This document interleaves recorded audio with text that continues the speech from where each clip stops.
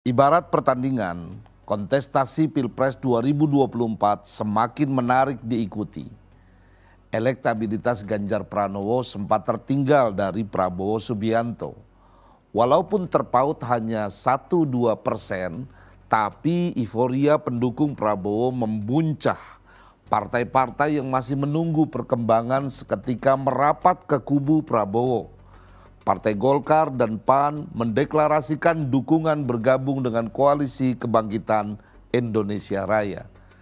Boleh jadi mereka meyakini Prabowo akan menang karena Prabowo akhirnya bisa menyalip elektabilitas Ganjar Pranowo. Setelah beberapa lama di tahun 2022, Ganjar selalu berada di puncak elektabilitas. Tapi kini Ganjar mulai rebound. Pelan-pelan kepercayaan publik kembali pulih. Elektabilitasnya kembali bertengger di nomor 1, mengalahkan Prabowo Subianto yang suaranya mulai gembos di semua simulasi survei. Bagaimana dengan Anies Baswedan? Seperti biasa, elektabilitas Anies ya segitu-segitu saja. Istiqomah berada di posisi nomor 3.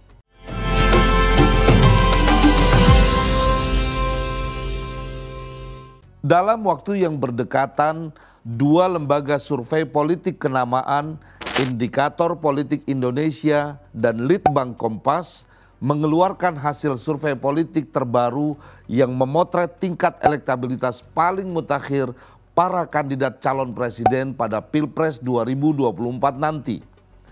Kedua lembaga survei yang terkenal cukup kredibel itu mengungkapkan bahwa suara pendukung Ganjar Pranowo dan Prabowo Subianto bersaing ketat. Ganjar Pranowo mampu kembali menduduki suara terbanyak, mengalahkan Prabowo Subianto dan Anies Baswedan. Pada simulasi 3 nama kandidat yang bertarung di ajang Pilpres 2024. Berdasarkan survei Indikator Politik Indonesia, elektabilitas Ganjar mencapai 35,2%. Sementara Prabowo memperoleh elektabilitas 33,2% dan Anies hanya 23,9%. Sedangkan menurut hasil survei Litbang Kompas, dalam simulasi pilihan terhadap 3 nama, Ganjar memperoleh 34,1%. Sedangkan Prabowo 31,3% dan Anies 19,2%. Mengikuti dinamika perubahan tingkat elektabilitas di antara capres memang seru ya. Kadang deg-degan, kadang juga bikin gemes. Seperti ajang balapan, satu sama lain saling berkejaran.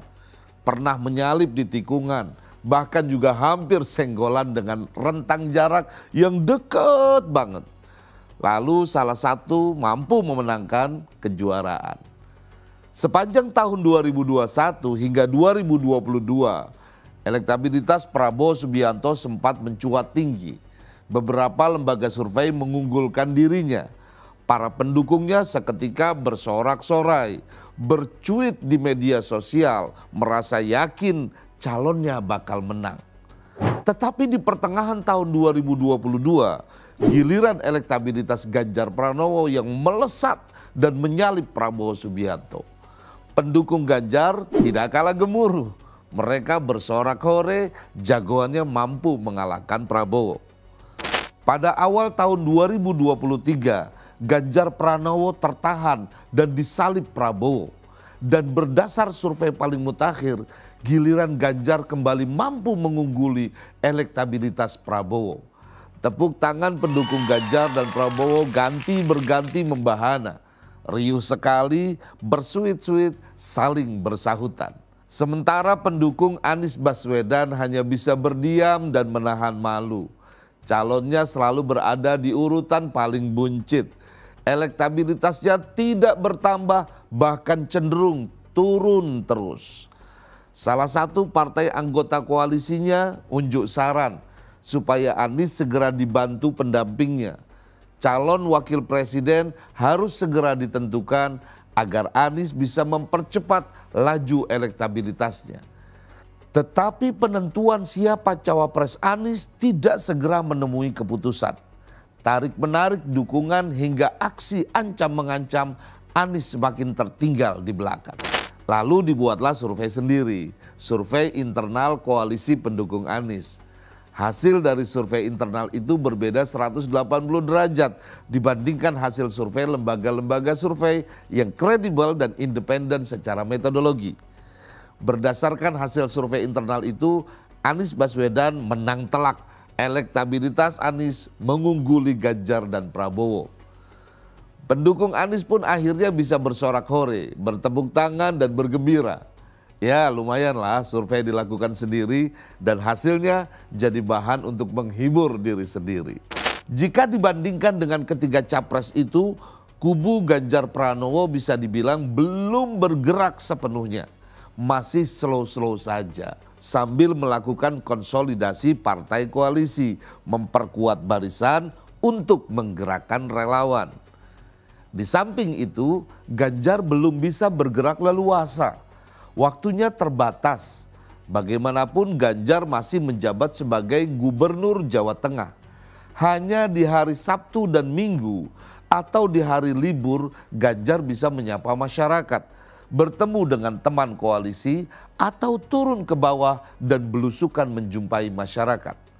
Di hari kerja, dia harus tetap ngantor sebagai Gubernur Jawa Tengah. Berbeda dengan Anies Baswedan yang sudah purna tugas dari Gubernur DKI Jakarta sejak 16 Oktober 2022. Waktunya relatif lebih luang untuk bersosialisasi. Ia bisa pergi kemana saja untuk meyakinkan konstituennya. Ia bisa berjumpa dengan masyarakat kapan saja. Jika elektabilitas Anies tidak naik juga, ya boleh jadi memang narasi perubahan yang digaungkannya tidak laku di masyarakat. Jika tidak merubah strategi, Anies akan kalah dalam pertarungan Pilpres 2024. Atau bahkan bisa jadi terlempar dari arena sebelum pertandingan dimulai. Prabowo Subianto lain lagi. Secara posisi Prabowo masih menjabat sebagai Menteri Pertahanan yang boleh jadi memiliki akses terhadap pemerintahan. Dia juga memiliki resource yang banyak, sumber dananya tidak sedikit, pendukungnya dari banyak kelompok. Walaupun sering mengidentifikasi dirinya sebagai seorang nasionalis, tetapi Prabowo membuka tangan menerima dukungan dari banyak kalangan. Ditengarai kelompok Islam radikal pun berada di belakangnya, menjadi barisan pendukungnya. Koalisi partai pengusungnya pun koalisi gendut, dengan segala kepentingan politik masing-masing. Bagi kubu Prabowo semua itu tidak masalah. Siapa saja boleh bergabung. Yang penting Prabowo menang dan bisa berkuasa. Dengan semua kelebihan yang dimiliki Prabowo dirasa masih belum cukup untuk menjadikan Prabowo menang. Jarak selisih elektabilitas Prabowo dan Ganjar masih terlalu tipis. Maka Prabowo perlu dibangun citra kedekatannya dengan Presiden Jokowi. Approval rate atau tingkat kepuasan publik kepada pemerintah yang menunjukkan bahwa masyarakat puas atas kinerja Presiden Jokowi perlu dimanfaatkan. Rakyat yang mencintai Jokowi mesti diarahkan untuk memilih Prabowo. Caranya, isu kedekatan Jokowi dan Prabowo atau narasi bahwa Prabowo adalah capres yang didukung dan direstui Presiden Jokowi harus terus disuarakan. Tapi rakyat tidak mudah dibodohi. Hasil survei menunjukkan bahwa strategi kubu Prabowo gagal total. Rakyat menentukan pilihannya sendiri. Mereka memilih calon pemimpin yang memiliki jiwa kerakyatan, dekat dengan rakyat, memahami jerit tangis rakyat dan bekerja untuk rakyat. Bukan calon pemimpin yang memanipulasi kesadaran rakyat lalu berpidato berapi-api meminta izin rakyat untuk berkuasa. Ganjar Pranowo akan purna tugas dari Gubernur Jawa Tengah pada 3 September mendatang. Setelah ia merampungkan semua tanggung jawabnya, Ganjar akan betul-betul tancap gas untuk menggerakkan semua mesin pemenangannya. Banyak waktu yang akan efektif digunakan melakukan konsolidasi relawan, turun ke bawah menemui rakyatnya. Slow but sure, elektabilitas Ganjar berhasil rebound. survei terkini kembali menempatkan elektabilitasnya berada di posisi puncak. Dan setelah purna tugas dari Gubernur Jawa Tengah nanti, setelah semua mesin pemenangan siap bergerak dan Ganjar menginjak gas perjuangan untuk memenangkan hati rakyat Indonesia, elektabilitas Ganjar akan melesat cepat meninggalkan kandidat-kandidat lainnya jauh di belakang. Inilah asa saya, asa Ayah NH.